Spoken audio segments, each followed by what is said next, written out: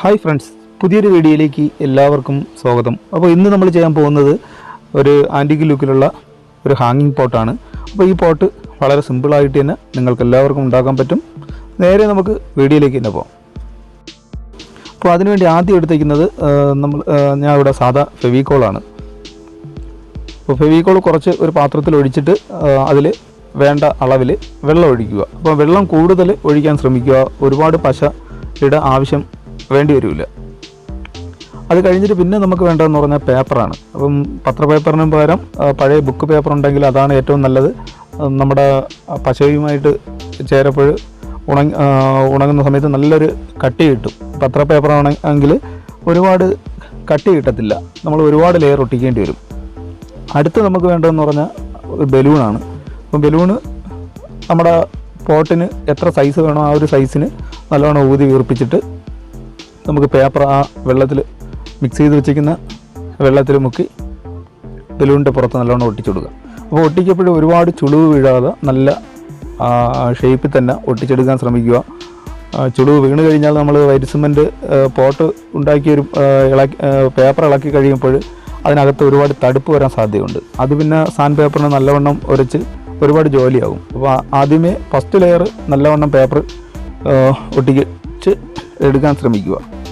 അപ്പോൾ ഇതേ കണക്ക് ഏകദേശം ഉണങ്ങുന്നതിനനുസരിച്ച് ഒരു 8 ലെയറെങ്കിലും നല്ലവണ്ണം ഒട്ടിച്ചു കൊടുത്താലേ നമുക്ക് പേപ്പർ നല്ല കട്ടി കിട്ടത്തുള്ളൂ. അപ്പോൾ ഏകദേശം ഒരു 2 ദിവസം കഴിഞ്ഞ് ഞാൻ ബലൂൺ അങ്ങ് പൊട്ടിച്ച് കളയുന്നുണ്ട്.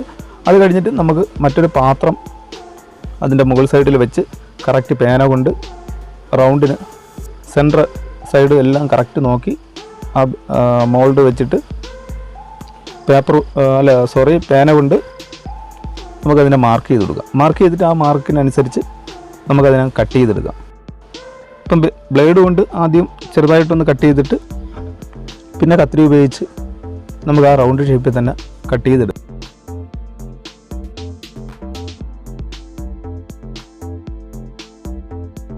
ഇപ്പോൾ ഞാൻ കട്ട് ചെയ്തതാണ്. അപ്പോൾ കാണുമ്പോൾ തന്നെ അറിയാം നല്ല ഒരുപാട് ലെയർ ഞാൻ പേപ്പർ ഇട്ടിട്ടുണ്ട്, നല്ല കനമുണ്ട്. ഇനി അടുത്ത് നമുക്ക് വേണ്ടത് അതിൻ്റെ കറക്റ്റ് സെൻറ്റർ ഭാഗത്ത് ഒരു ഹോൾ ഇടാം, ഒരു കത്തി ഉപയോഗിച്ച്.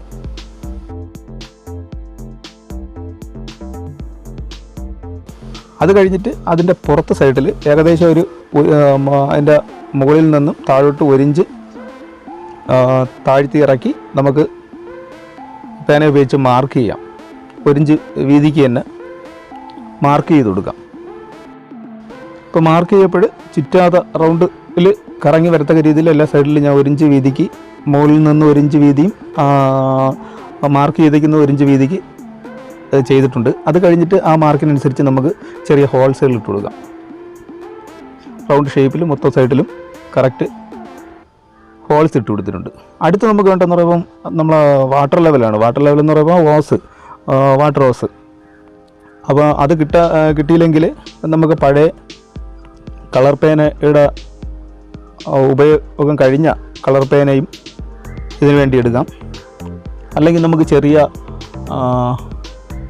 പപ്പായയുടെ തണ്ട് ഇതിനു വേണ്ടി നമുക്ക് എടുക്കാവുന്നേ ഉള്ളൂ. എന്നിട്ട് അതിൽ ചെറിയ പീസായിട്ട് കട്ട് ചെയ്ത് അടിയിൽ ഒന്ന് ഞാൻ സെറ്റ് ചെയ്തിട്ടുണ്ട്. ഇനി നമ്മൾ മാർക്ക് ചെയ്ത് ഹോളിട്ട എല്ലാ ഹോൾസിലും ചെറുതായിട്ട് കട്ട് ചെയ്ത് അതിനകത്തൂടെ നമുക്ക് പേപ്പറൊന്നും കീറിപ്പോവാത്ത രീതിയിൽ അതിനകത്തൂടെ കയറ്റി വയ്ക്കാം.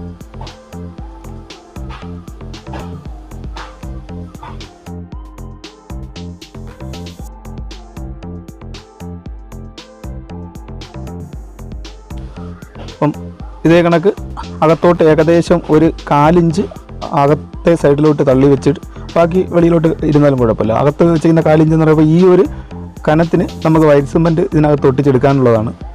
അപ്പോൾ എല്ലാം കറക്റ്റ് ഒരേ ഷേപ്പിൽ തന്നെ ഒരേ അളവിൽ തന്നെ വാട്ടർ ലെവൽ വെച്ചിട്ടുണ്ട്.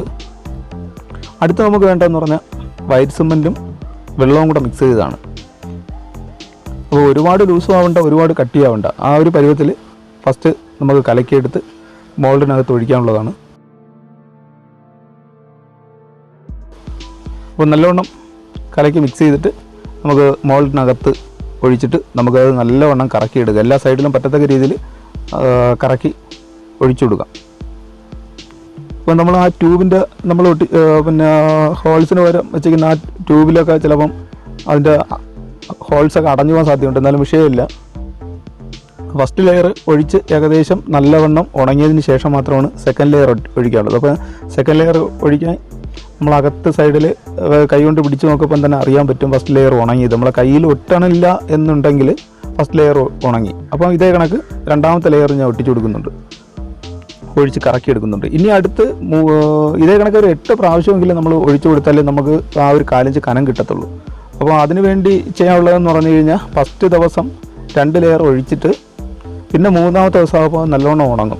അതിനുശേഷം നമ്മൾ ഒരു ദിവസം 3 നേരം വെച്ച് 8 പ്രാവശ്യം, മൊത്തത്തിൽ 8 പ്രാവശ്യം ഒഴിച്ചു കൊടുക്കുമ്പം ഈ ഒരു കനം കിട്ടും.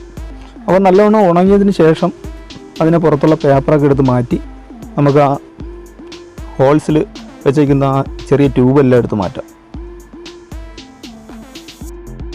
ഇപ്പോൾ പേപ്പറെല്ലാം മാറ്റിയിട്ട് അടുത്ത് ചെയ്യാനുള്ളതെന്ന് പറഞ്ഞാൽ നല്ലോണം ഉണങ്ങാൻ വേണ്ടി വയ്ക്കുക. വെയിലത്ത് ഒരു ദിവസമോ 2 ദിവസമോ അല്ലെങ്കിൽ 3 ദിവസമോ വെച്ച് നല്ലവണ്ണം ഉണങ്ങിയിട്ട് മാത്രം പേപ്പർ ഇടുക. അപ്പോൾ എളുപ്പത്തിന് പേപ്പർ ഇട്ട് എടുക്കാൻ പറ്റും. അപ്പോൾ പേപ്പർ ഇട്ട് എടുത്തിട്ടുണ്ട്. ഇനി ആ ഹോൾസൊക്കെ സൈഡ് അടഞ്ഞു പോയിട്ടുണ്ടെങ്കിൽ ചെറിയ കത്തി ഉപയോഗിച്ച് മുനയുള്ള കത്തിയോ മറ്റെന്തെങ്കിലും കൊണ്ട് ചെറുതായിട്ടൊന്ന് ചുരണ്ടി ആ ഹോൾസ് നമുക്ക് തെളിച്ചെടുക്കാം. എളുപ്പത്തിൽ തന്നെ തെളിച്ചെടുക്കാൻ പറ്റും. അപ്പോൾ പേപ്പർ എല്ലാ സൈഡിലും പിടിച്ച് സൈഡിലൊന്നും ഒരുപാട് വൃത്തിയാകുന്നില്ല, കാരണം മണ്ണും മറ്റും നിറയ്ക്കാനുള്ളതാണ്. അപ്പോൾ ആ ഹോൾസൊക്കെ ഒന്ന് തെളിച്ച് കറക്റ്റ് റൗണ്ടിൽ തന്നെ നമുക്ക് ചെറുതായിട്ട് ഇട്ടെടുക്കാൻ പറ്റും. എന്നിട്ട് പേപ്പർ ഇടാൻ നേരത്ത് ചിലപ്പോൾ നമുക്ക് ഇതിൻ്റെ പുറത്ത് പിന്നെ തടുപ്പും കുഴുവൊക്കെ ഉണ്ടെങ്കിൽ മാത്രം വൈറ്റ് സിമൻറ്റ് നമുക്ക് രണ്ടാമതും ബ്രഷിന് അല്ലെങ്കിൽ ചെറിയ കരണ്ടി ഉപയോഗിച്ച് ആ ഹോൾ മണ്ടയിൽ ഒന്നും കൂടെ അപ്ലൈ ചെയ്ത് കൊടുത്ത് അത് ഒന്നും കൂടെ ഉണങ്ങിയിട്ട് പേപ്പർ ഇടാവുന്നതേ ഉള്ളൂ. അപ്പോൾ നല്ലൊരു ഫിനിഷിങ് കിട്ടും. അപ്പോൾ പേപ്പറെല്ലാം ചെയ്ത് കഴിഞ്ഞിട്ടുണ്ട്. ഇനി അടുത്ത് വേണ്ടതെന്ന് പറഞ്ഞാൽ നമുക്ക് കളറാണ്. കളറിന് വേണ്ടി എടുത്തേക്കുന്ന പെയിൻ്റ് എന്ന് പറഞ്ഞാൽ ആക്രിലിക്കിൻ്റെ കളർ തന്നെയാണ്. അപ്പോൾ ഞാൻ ഇവിടെ ഒരു ആൻറ്റിക് ലുക്കിൻ്റെ ലുക്ക് കിട്ടാൻ വേണ്ടി പിന്നെ ഒരു ബ്രൗൺ കളർ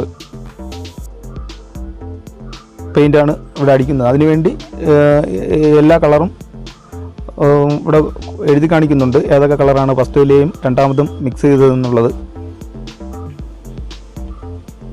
അപ്പോൾ ആ ഒരു ബ്രൗൺ കളർ കിട്ടാൻ വേണ്ടി റെഡും യെല്ലോയും അക്രിലിക്കിൻ്റെ വൈറ്റും ബ്ലൂവും ചെറിയ തോതിൽ ബ്രൗൺ കളറും കൂടെ ചെറുതായിട്ട് എല്ലാം കൂടെ ഒരു തുല്യ അളവിൽ മിക്സ് ചെയ്തിട്ട് നമുക്ക് ബ്രഷ് ചെയ്ത് കൊടുക്കുക. അത് കഴിഞ്ഞിട്ട് അതിൻ്റെ ഏറ്റവും ടോപ്പിൽ അക്രിലിക്കിൻ്റെ വൈറ്റ് കളറും കൂടെ ഒന്ന് ടച്ച് ചെയ്ത് കൊടുക്കാം. അപ്പോൾ അതെല്ലാം കഴിഞ്ഞ് ഉണങ്ങിയതിന് ശേഷം പിന്നെ അടുത്ത് നമുക്ക് വേണ്ടത് ആ ഹോൾസിനകത്ത് നമ്മുടെ ഹാങ്ങിങ് പോട്ടിന് നല്ലൊരു ലുക്ക് കിട്ടാൻ വേണ്ടി ചരടാണ്. അപ്പം സാധാ ചരടാണ് വാങ്ങിച്ചിരിക്കുന്നത്. ഇതൊക്കെ ഒരുപാട് വിലയുമില്ല, 20 രൂപ കൊടുത്താൽ നല്ല ഒരു റോള് കിട്ടും. അപ്പോൾ അതിനെ ഹോൾസിൽ അകത്തൂടെ ഒരു സൈഡിലോട്ട് ആദ്യം ചരിച്ച് ചുറ്റിയെടുത്തിട്ട് റൗണ്ട് ചെയ്ത് മൊത്തം ചുറ്റിയെടുക്കുക. അപ്പോൾ ഒരേ ഷേപ്പിൽ തന്നെ ആദ്യം ഏത് സൈഡിലോട്ടാണോ ചരിവ് കൊടുക്കുന്നത് ആ ചരിവ് കൊടുത്തിട്ട് മൊത്തം സൈഡിലും റൗണ്ട് ചെയ്ത് ചുറ്റിയെടുത്തിട്ട്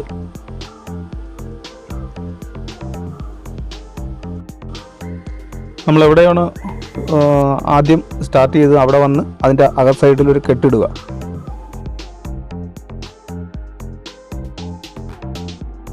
അപ്പോൾ നമ്മൾ തുടങ്ങി അവിടെ തന്നെ ഒരേ സൈഡിലോട്ട് തന്നെ ചരിച്ച് നമ്മൾ ചുറ്റിയെടുത്തിട്ടുണ്ട്. ഇനി അടുത്ത് തുടങ്ങി അവിടെ നിന്ന് അതിൻ്റെ അകർ സൈഡിൽ കൂടെ ചരട് എടുത്തിട്ട് ഓരോ ഹോൾസിനകത്തൂടെയും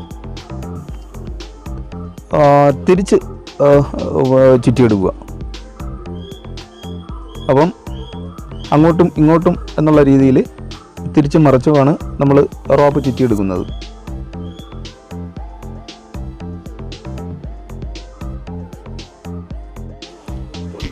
അപ്പോൾ ഇനി വലിയ പണിയൊന്നുമില്ല, തിരിച്ചും കൂടെ ചരട് കെട്ടി അക സൈഡിൽ എവിടെയെങ്കിലും ഒരു കെട്ടും കൂടെ ഇട്ട് നിർത്തുക. അത് കഴിഞ്ഞിട്ട് പിന്നെ നമുക്ക് വേണ്ടത് ഹാങ്ങിങ് റോപ്പാണ്. റോപ്പിന് വേണ്ടി വലുതായിട്ടുള്ള പണിയൊന്നുമില്ല.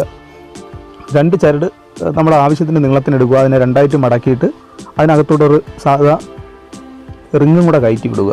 റിങ്ങ് കയറ്റി വിട്ടിട്ട് അടുത്ത് നമുക്ക് വേണ്ടതെന്ന് പറഞ്ഞാൽ മറ്റൊരു ചെറിയൊരു ചരടും കൂടെയാണ്. നമ്മുടെ ആവശ്യത്തിന് എത്ര നീളം വേണോ ആ ഒരു നീളത്തിന് ഒരു ചരട് കട്ട് ചെയ്തെടുക്കുക.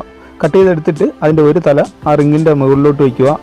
എന്നിട്ട് അതിൻ്റെ അടിസൈഡിലുള്ളതും കൂടെ പിടിച്ച് മുകളിലോട്ട് വയ്ക്കുമ്പം അടിയിൽ ചെറിയൊരു റൗണ്ട് ഷേപ്പിൽ കിട്ടും. എന്നിട്ട് നമ്മൾ രണ്ടാമത് പിടിച്ച് വയ്ക്കുന്ന വലിയ ചരട് റൗണ്ട് ഷേപ്പിൽ മുകളിൽ നിന്ന് ചുറ്റി താഴെ വന്നിട്ട് അതിൻ്റെ എൻഡ് നമ്മൾ മടക്കി വെച്ചേക്കുന്ന ചരടിനകത്തൂടെ കയറ്റിയിട്ട് ഏറ്റവും മുകളിൽ വെച്ചേക്കുന്ന ആ ചരട് പിടിച്ചങ്ങ് വലിച്ചു കൊടുക്കുക.